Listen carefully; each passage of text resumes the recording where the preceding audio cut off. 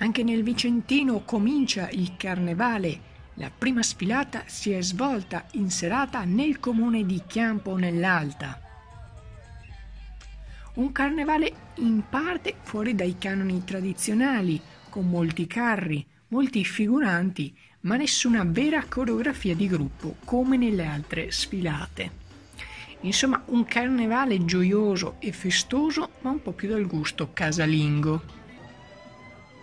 L'evento, organizzato da Proloco e Comune, è stato diviso in due parti. Si replica infatti domani a partire dalle 14:30 in piazza Zanella. Potete trovare il video completo della manifestazione su Zwischenberg Channel Premium e riassunto sul nostro account di YouTube. I contenuti extra invece vi aspettano nelle nostre pagine social. La replica del Carnevale è prevista per mercoledì alle 14 su Zwischenberg Channel Premium 2. Vi lasciamo ora con un riassunto della serata. Zwischenberg Channel News, Chiampo.